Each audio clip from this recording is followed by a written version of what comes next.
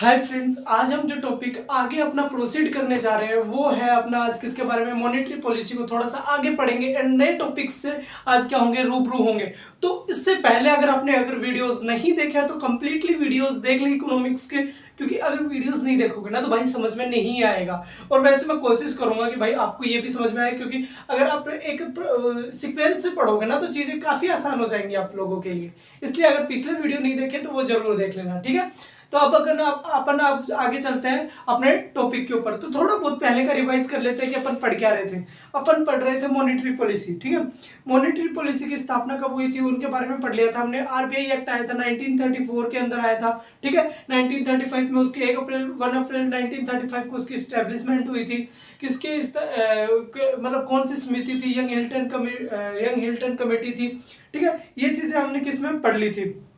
उसके बाद हमने पढ़ा था कि मॉनेटरी पॉलिसी के अंदर कितने मेंबर होते हैं, 3 आरबीआई के मेंबर होते हैं और 3 मॉनेटरी पॉलिसी के मेंबर होते हैं। जो 3 जो होते हैं वो किसके द्वारा नॉमिनेट किए जाते हैं, गवर्नमेंट ऑफ इंडिया के द्वारा नॉमिनेट किए जाते हैं। और 3 मेंबर आरबीआई के होते हैं, ठीक है। जिनमें कौन होता है, आरबीआई का गवर्नर होता है। और हेड भी कौन करता है इस मीटिंग को, आरबीआई का गवर्नर, ना कि गवर्नमेंट के अपॉइंटेड मेंबर्स। यहां तो कोई प्रॉब्लम होगी नहीं मेरे हिसाब से। आज हम पढ़ेंगे major acts administered by the RBI. RBI के द्वारा कौन कौन से ऐसे एक्ट हैं जिनको एडमिनिस्ट्रेटेड किया जाता है, ठीक है।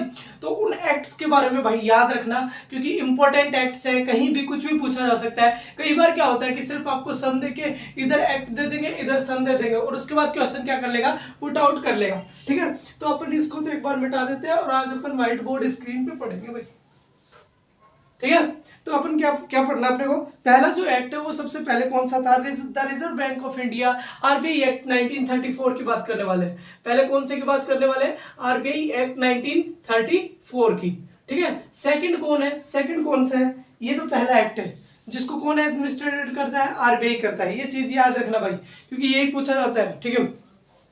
बैंकिंग रेगुलेशन एक्ट 1949 के अंदर आया था ना, तो वो बहुत इंपॉर्टेंट है, बैंकिंग रेगुलेशन एक्ट। अब एक बात बताओगे आप मेरे को कि बैंकिंग रेगुलेशन एक्ट के टाइम पे एक बहुत बड़ा काम हुआ था आरबीआई के साथ, और वो क्या हुआ था, वो लोग आप लोग बताओगे मेरे को, नीचे कमेंट सेक्शन में बता दो भाई। जो भी पढ़ रहा है ना उसको पता होगा ये बात कि 1949 के अंदर क्या हुआ था आरबीआई के साथ, ठीक है। क्या डाका वगैरह डाला था क्या 1949 में, तो बता देना मेरे को, चोरी वोरी हुई थी या फिर कोई बड़ा डकैती वगैरह हुई थी, ठीक है। फिर उसके बाद क्या था, तीसरा कौन सा, फॉरेन मैनेजमेंट एक्ट। ये इंपॉर्टेंट एक्ट है भाई, इसको थोड़ा ध्यान से रखना। फॉरेन मैनेजमेंट एक्ट, इन सब के बारे में पढ़ेंगे, काफी डिटेल में दे रखा है इसी चैप्टर में। तो अपन जैसे जैसे आगे प्रोसीड करते जाएंगे, जो मैं आपको हेडिंग्स बता रहा हूँ इन सब के बारे में डिटेल में डिस्कशन करने वाले अपन, ठीक है। तो इसके बाद कौन सा था, फॉरेन एक्सचेंज मैनेजमेंट एक्ट, और ये कब आया था, 1999 के अंदर। फॉरेन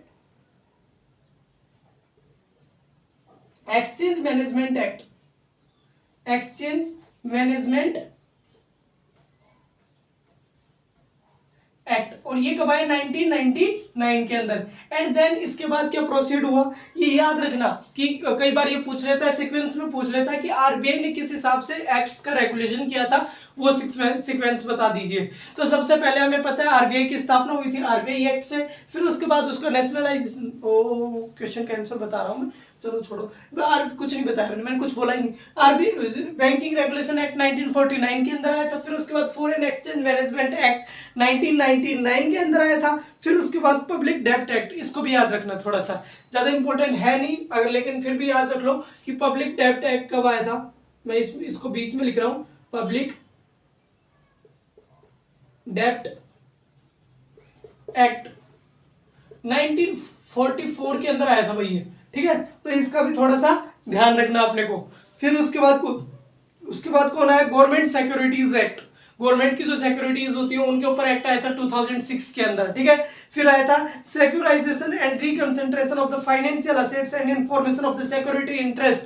ये इंपॉर्टेंट है भाई, ठीक है। किसके ऊपर आया था ये, सिक्योराइजेशन एंड रिकंसंट्रेशन। सिक्योराइजेशन का क्या होता है, किस प्रकार से सिक्योरिटी रखनी है उनकी, ठीक है। And reconstruction of the financial assets, जितनी भी फाइनेंशियल असेट्स है उनका रिकंसंट्रेशन किस प्रकार से करना, उनको वापस निर्माण के अंदर कैसे लेके आना है, ठीक है। किनको, जो गवर्नमेंट की असेट्स थी उनको। And enforcement of the security interest, act, ये 2002 के अंदर आया था, याद रख लेना। 2002 के अंदर पहले ही आया था, उसके बाद कौन सा आया था, गवर्नमेंट सिक्योरिटीज एक्ट आया था। तो पहले कौन सा है, रिकंस्ट्रक्शन वाला आया, फिर क्या है, गवर्नमेंट सिक्योरिटीज वाला आया, ठीक है।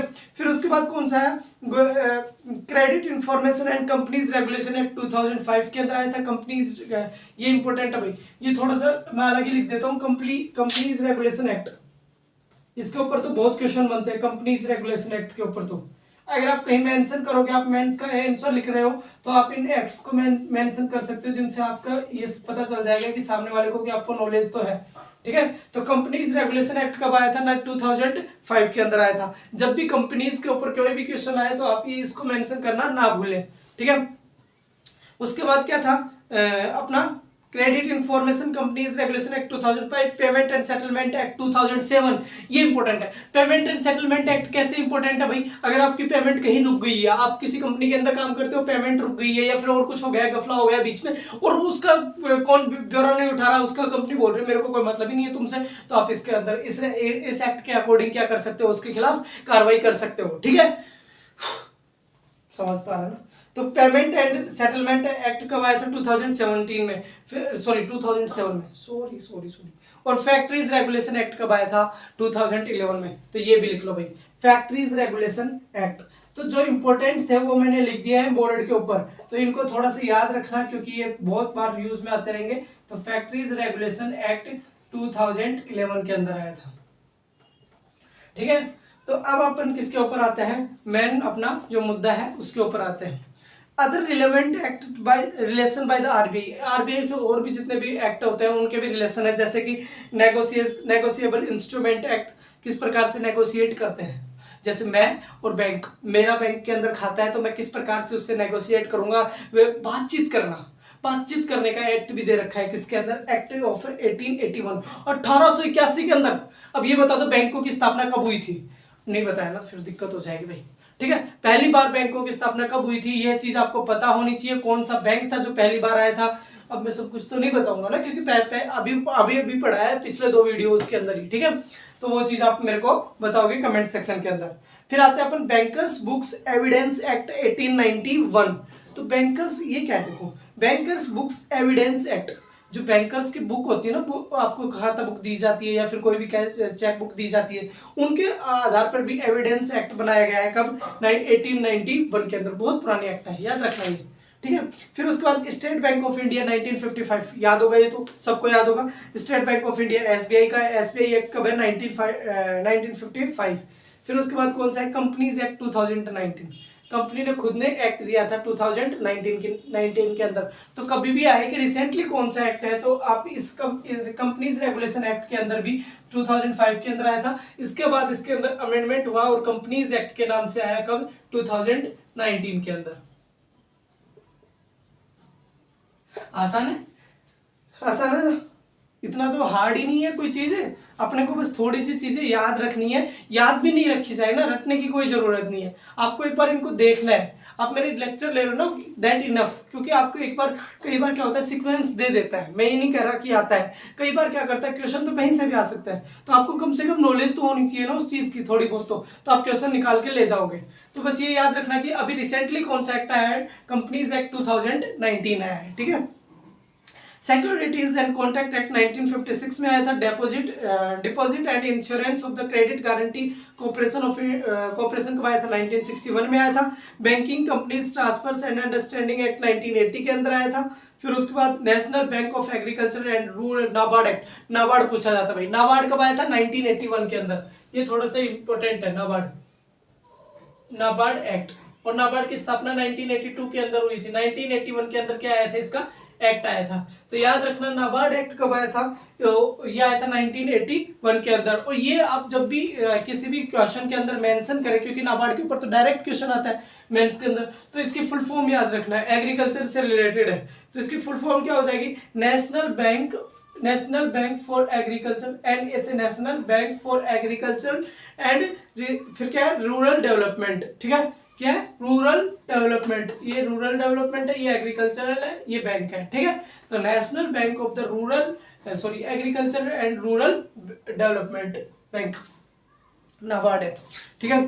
फिर उसके बाद नेशनल हाउसिंग बैंक एक्ट आया था 1987 के अंदर। कंपनीज एक्ट 2005 के अंदर आया था। दोबारा देख लेना, कंपनीज एक्ट कब आया था? कंपनीज रेगुलेशन एक्ट 2005 के अंदर आया था, कंपनीज एक्ट 2002 के अंदर आया था, और कंपनीज एक्ट के अंदर 2019 के अंदर भी आया। तो कंपनीज के जो एक्ट है इनके अंदर बार बार क्या आ रहा है? सुधार आते जा रहा है। तो जब भी कंपनी से रिलेटेड कोई भी क्वेश्चन आए तो उसके अंदर बताना कि कंपनीज रेगुलेशन एक्ट है ना, वो सबसे पहले 2002 के अंदर आया, देन अमेंडमेंट 2005 के अंदर कंपनीज रेगुलेशन एक्ट में किया गया, and then once again and amendment has been done. और वो कब किया गया? अभी अभी करंट में किया गया 2019 के अंदर। अगर आप ऐसे लिखते हो तो आपको उन सामने वाले को पता चलेगा कि बंदा के अंदर नॉलेज तो है।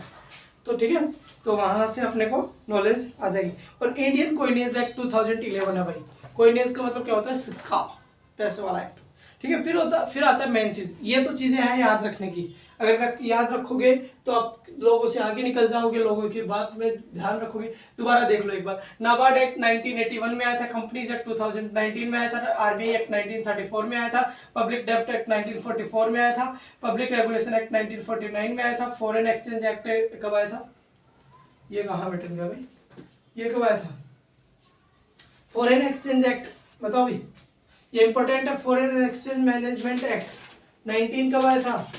99 में था ना, 1999 पता होना चाहिए यार। ये तो 1999 के अंदर आया था। कंपनीज रेगुलेशन एक्ट 2005 के अंदर आया था, कंपनीज एक्ट 2002 के अंदर आया था, कंपनीज का दूसरा एक्ट कब आया था? 2019 के अंदर आया था। और फैक्ट्रीज एक्ट कब आया था?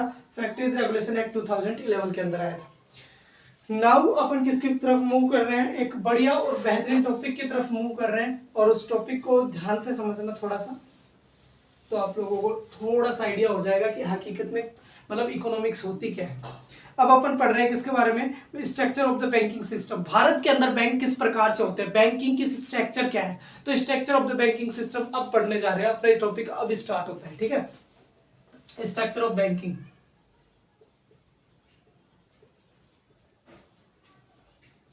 स्ट्रक्चर ऑफ बैंकिंग,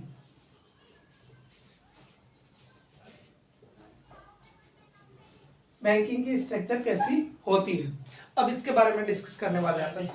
ठीक है, तो आ जाओ। सबसे पहली बात क्या है कि भारत के अंदर 3 प्रकार के बैंक होते हैं। भारत 3 प्रकार से बैंकों का प्रावधान होता है। 3 प्रकार के बैंक होते हैं भारत के अंदर। पहला होता है कमर्शियल बैंक, दूसरे होते हैं कोऑपरेटिव बैंक, और तीसरे होते हैं डेवलपमेंट बैंक। कौन कौन से? एक बार मेरे साथ अभी अभी याद करना है, भाड़ में जाए दुनियादारी। बैंक कैसे होते हैं? एक तो होते हैं कमर्शियल, जिनको कोई मतलब नहीं है, पैसे कमाने से मतलब है, प्रॉफिट चाहिए उनको, खुद को प्रॉफिट चाहिए, वो दूसरों के लिए नहीं है। ठीक है, वो ये नहीं चाहते कि तुम गरीब आदमी हो, तुम कैसे इंसान हो, उनको कोई मतलब नहीं पड़ता। आपको पैसे चाहिए, उनको भी पैसे चाहिए। वो आपको पैसे देंगे लोन के रूप में, आप उनको इंटरेस्ट चुकता करते रहो, इंटरेस्ट टाइम टू टाइम पे करते रहो। वो आपको क्या कर देंगे, मतलब वो आपको पैसे देते रहेंगे। ये तो कौन से बैंक होते हैं? कमर्शियल बैंक होते हैं। आराम से डिस्कस करेंगे हर एक चीज को। तो पहली बात, भारत के अंदर कौन कौन से बैंक होते हैं? पहला कमर्शियल बैंक, जो खुद की सोचता है, पैसों के बारे में सोचता है, इंटरेस्ट के बारे में सोचता है। दूसरा होता है कोऑपरेटिव बैंक्स, जो क्या होता है, सहायक बैंक बोलते हैं जिनको, कोऑपरेटिव बैंक्स को। ये यार दूसरों के बारे में भी सोचते हैं, थोड़ा पब्लिक के बारे में भी सोचते हैं। ठीक है, तीसरे बैंक होते हैं डेवलपमेंट बैंक, जो सिर्फ डेवलपमेंट के जितने भी डेवलपमेंट की एक्टिविटीज करती है ना, अपनी सरकार करती है या फिर कोई इंसान करता है, प्राइवेट कोई इंडिविजुअल कोई पर्सन करता है, तो जितने भी डेवलपमेंट एक्टिविटीज होती है उनके अंदर लोन कौन प्रोवाइड करता है? अपना डेवलपमेंट बैंक प्रोवाइड करते हैं। तो ये तो चीजें आसान है मेरे हिसाब से। तो देखो, स्ट्रक्चर ऑफ बैंकिंग कितने प्रकार से? भारत के अंदर 3 प्रकार से। पहला कौन सा है? Commercial bank, commercial bank. Second कौन सा है? सेकंड है अपना, थर्ड लिख दो पहले, डेवलपमेंट बैंक।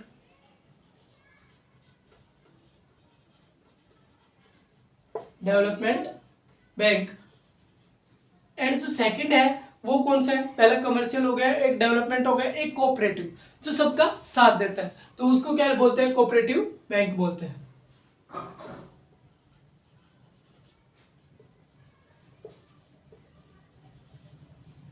वन सेकेंड,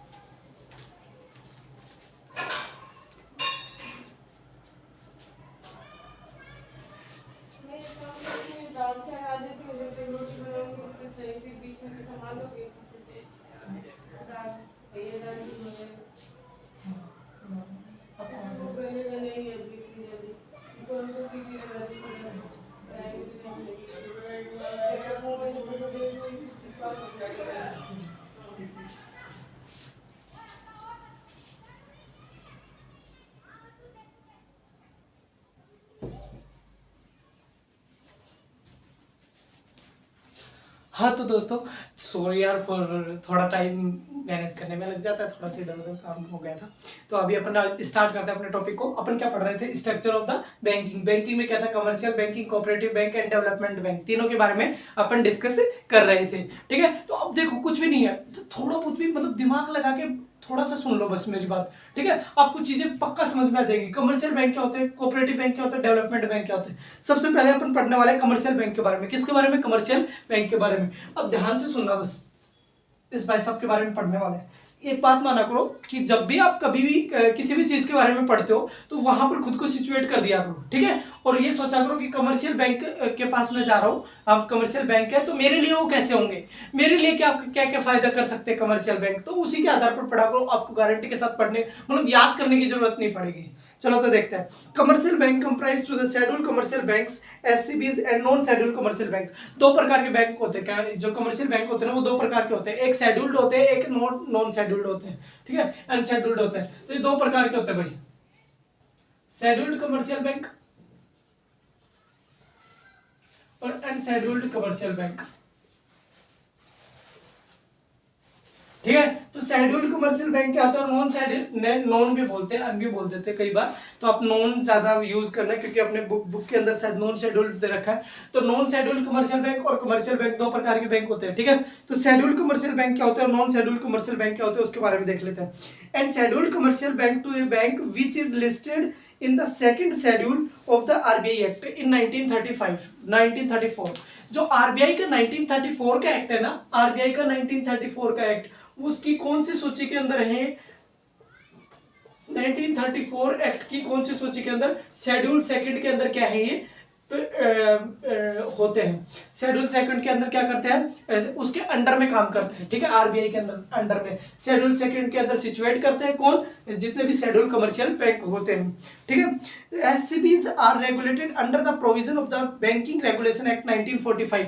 और जितने भी शेड्यूल कमर्शियल बैंक है वो किसके अंडर में काम करते हैं, कौन से उसके अंदर अंडर में काम करते हैं? वो है बैंकिंग रेगुलेशन एक्ट 1949। यही चीज पूछ ली जाएगी कि आपको कि बताओ शेड्यूल कमर्शियल बैंक किसके अंडर में काम करते हैं, और आप क्या करोगे? RBI act 1934।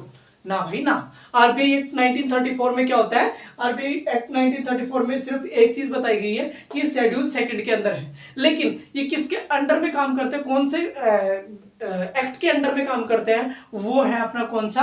Banking regulation act 1949। तो कंसेप्ट क्लियरिटी होनी चाहिए पहली बात तो, क्योंकि ये ऑप्शन में ये भी मिलेगा, आरबीआई एक्ट 1934 भी मिलेगा, और ऑप्शन में बैंकिंग रेगुलेशन एक्ट 1949 भी मिलेगा। तो कहां पर कौन सा ऑप्शन टिक करना है ये आपको चूज करना है, तो मैं पहले ही बता रहा हूं। ठीक है, सेकंड थिंग क्या है? सेकंड थिंग देखते हैं। The SCBs enjoy certain benefit. They can approach RBI for the financial assistance at a bank rate, repo rate, MSF, etc.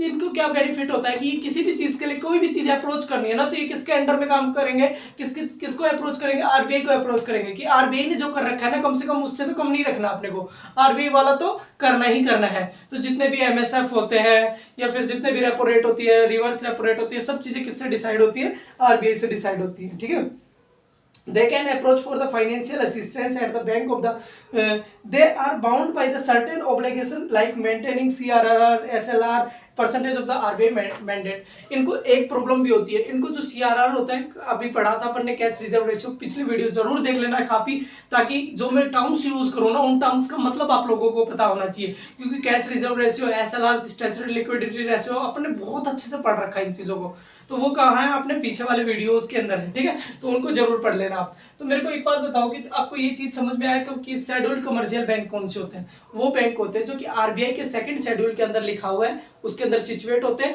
और बैंकिंग रेगुलेशन एक्ट 1949 के अंडर में काम करते हैं। ये क्या क्या एंजॉय कर सकते हैं? जो भी बैंकिंग, जो भी आरबीआई लगाता है वो सब चीजें एंजॉय कर सकते हैं। इनको दो चीजें बहुत ज्यादा मैंडेटरी हो जाती है, वो क्या है? कैश रिजर्व रेशियो और एसएलआर और एमएसएफ वगैरह, ये क्या करना? मेंटेन करना बहुत ही मैंडेटरी है।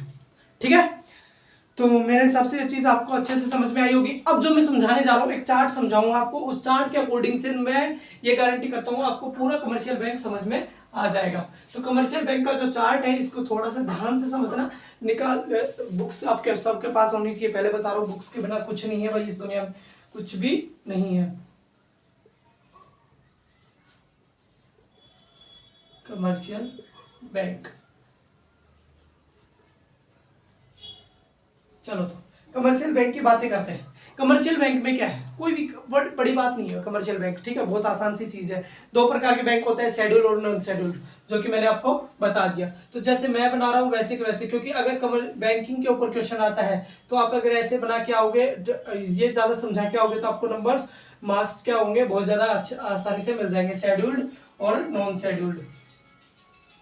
नॉन शेड्यूल्ड दो प्रकार के क्या होते हैं, बैंक होते हैं, शेड्यूल्ड बैंक और नॉन शेड्यूल्ड बैंक, ठीक है। फिर शेड्यूल्ड बैंक कौन से होते हैं और नॉन शेड्यूल्ड बैंक में कौन कौन आते हैं, वो चीजें देखेंगे। शेड्यूल्ड बैंक के अंदर कितने आते हैं, 4 प्रकार के बैंक आते हैं। नॉन शेड्यूल्ड की तो बात ही नहीं हो रही, उनको तो अपन अलग से पढ़ लेंगे, छोटा सा टॉपिक है वो। नॉन शेड्यूल्ड वो होते हैं जो शेड्यूल्ड नहीं होते, बस खत्म। वो कहते हैं ना कि भाई ये बताओ कितने तुम लोगों में से टोटल आदमी कितने हैं, 4, सॉरी टोटल पर्सन कितने, पर्सन कैसे बोलते हैं उनको, मतलब टोटल पॉपुलेशन कितनी है एक गांव की, टोटल पॉपुलेशन कितनी है। एक बार पूछा गया कि किसी से कि भाई टोटल पॉपुलेशन कितनी है एक गांव की, तो बोल रहे भाई 100 लोग हैं गांव के अंदर।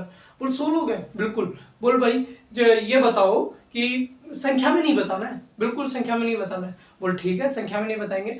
बोल बताओ आधे जो लोग हैं ना, आधे लोग वो पुरुष हैं गांव के अंदर, तो महिलाएं कितनी है। तो वो सोचने लग गए भाई, बोला कैसे, आधा भी नहीं बोलना, बोल मैथमेटिकल टर्म का यूज ही नहीं करना। बोल बच गए वो सारे क्या है, महिलाएं हैं। तो वो वाली बात है भाई, तो बच गए वो जितने भी शेड्यूल्ड बैंक है ना, वो उनके अलावा जो भी बच गए ना वो कैसे होते हैं, नॉन शेड्यूल्ड बैंक होते हैं। लेकिन नहीं, इनके अंदर भी प्रॉब्लम आ जाती है। एक पब्लिक सेक्टर बैंक भी होता है, उसमें शेड्यूल्ड में आ जाते हैं, वो भी पढ़ लेंगे अपन। तो अब शेड्यूल्ड कितने भाग में बटा है, 4 भागों में बटा है, वो देखते हैं। पहला होता है पब्लिक सेक्टर, दूसरा प्राइवेट सेक्टर। शेड्यूल्ड को 4 भागों में बांटा है। पहला पब्लिक सेक्टर बैंक, पब्लिक, दूसरा प्राइवेट, दूसरा कैसा होता है प्राइवेट सेक्टर बैंक। थर्ड वाला कौन सा है, थर्ड वाला है अपना private sector foreign bank, private sector foreign bank. और फॉरेन बैंक में क्या होता है कि प्राइवेट सेक्टर फॉरेन बैंक, और ये कौन से होते हैं, private sector Indian bank, Indian bank. तो इंडिया के भी बैंक होते हैं और फॉरेन के भी बैंक होते हैं, दोनों टाइप के बैंक होते हैं। तो प्राइवेट सेक्टर इंडियन बैंक और प्राइवेट सेक्टर फॉरेन बैंक दोनों टाइप के बैंक होते हैं, ठीक है, वो भी इसके अंदर ही आते हैं। फोर्थ क्या है, रीजनल रूरल बैंक। कौन से, रीजनल रूरल बैंक। तो रीजनल रूरल बैंक। अब देखो इनको कैसे, क्या क्या ज्यादा बड़ी बात तो है नहीं। देखो शेड्यूल्ड के अंदर कौन कौन से आते हैं, जो कि पब्लिक के बैंक है, मतलब गवर्नमेंट के बैंक है, गवर्नमेंट के बैंक होते हैं, उसको पब्लिक का बैंक बोलते हैं। क्योंकि गवर्नमेंट क्या बोलती है कि मैं कुछ भी नहीं हूँ। लीडर्स कभी नहीं कहते कि मैं कुछ, लीडर्स बोलते हैं मैं कुछ भी नहीं हूँ, मेरे लिए कौन है, मेरी पब्लिक ही सब कुछ है, ठीक है। क्योंकि पता है भाई उनको वोट लेने होते हैं, वोट के लिए कुछ भी कर सकते हैं भाई।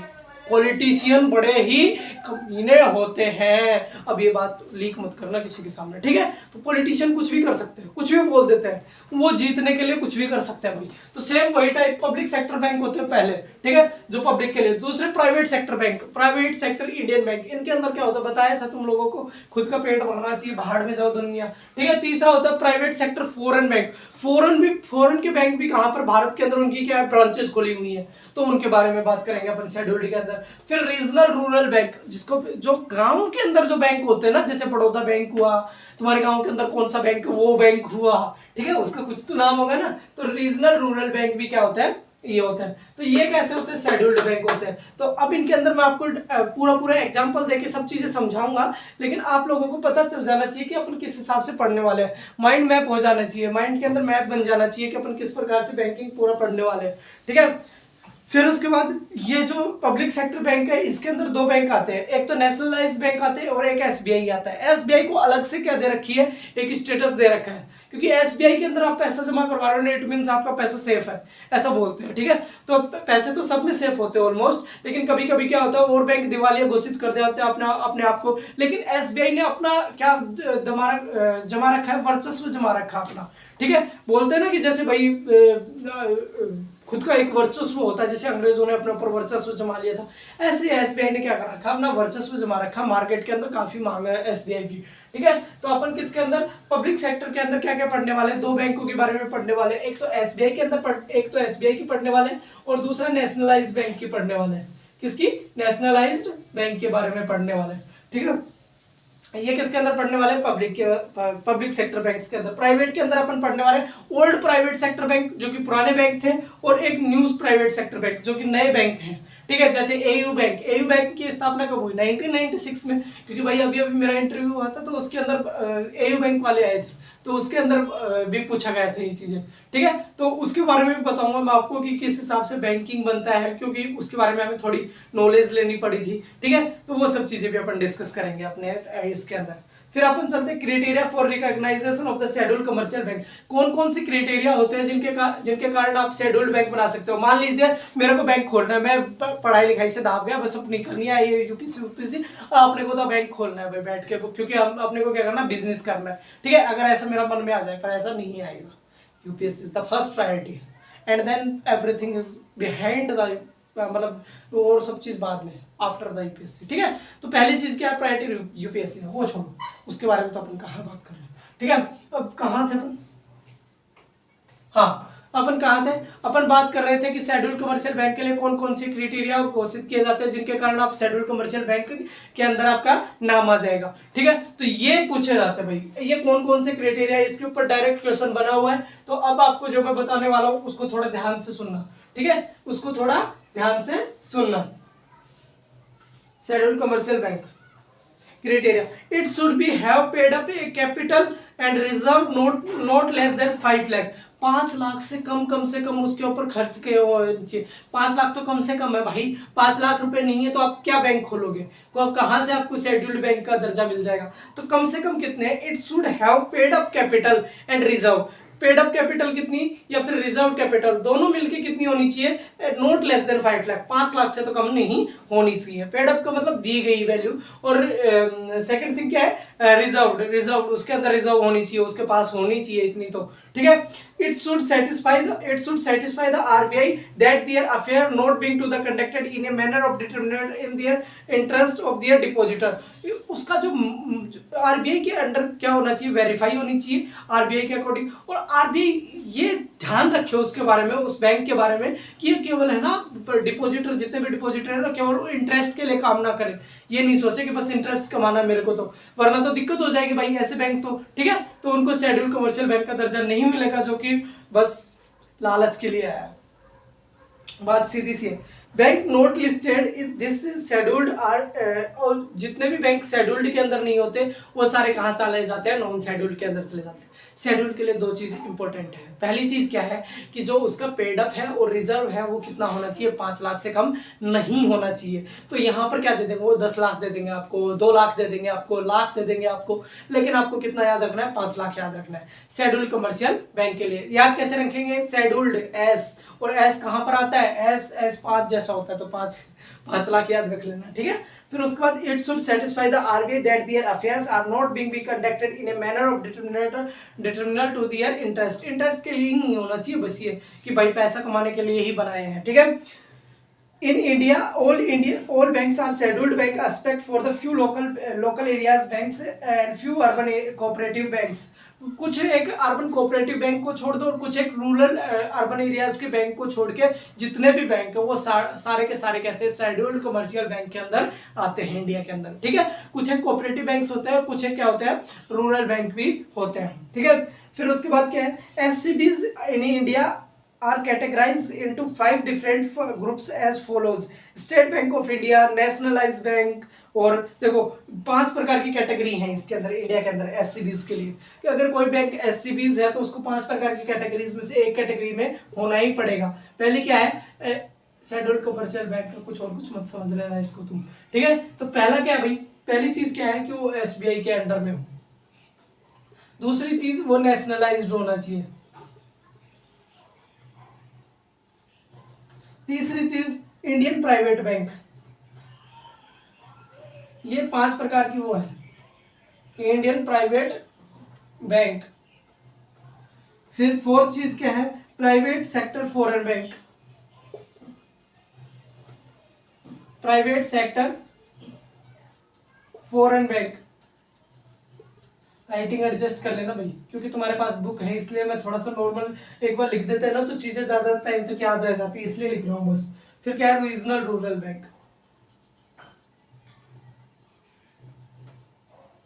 Regional rural bank. तो इन सब चीजों के बारे में अपने को पढ़ते रहना है, ठीक है। तो SCBs in India categorise into 5 different follows. पहला स्टेट बैंक ऑफ इंडिया, दूसरा नेशनलाइज्ड बैंक, तीसरा इंडियन प्राइवेट बैंक, चौथा जितने भी एससीबीज है वो इन्हीं कैटेगरीज के अंदर डिवाइडेड होंगे, या तो वह एसबीआई के अंडर में होंगे, या वो नेशनलाइज होंगे, या फिर इंडियन प्राइवेट बैंक होंगे, या फिर Indian private sector foreign bank होंगे, या फिर कैसे होंगे, रीजनल रूरल बैंक होंगे, ठीक है। सबसे पहले पढ़ेंगे अपन एसबीआई के बारे में, और ये पढ़ेंगे अपन अगले वीडियो के अंदर। अगला वीडियो अगर आपको संडे से पहले चाहिए तो इस वीडियो के ऊपर आप 50 व्यूज लेके आओ, मात्र 50 व्यूज, नहीं मैं ज्यादा नहीं बोल रहा, इस टाइम पे अपने 50 व्यूज आते हैं अगर रेगुलर वे में तो अपन आगे प्रोसीड करेंगे बहुत अच्छे से, ठीक है। वरना अगले संडे को तो वीडियो आना ही है। अगर आपको बीच में चाहिए तो आप जल्दी से जल्दी इसको जितना ज़्यादा सब्सक्राइब करवा सकते हो करवाओ। और भाई थैंक यू सो मच आप लोगों का प्यार।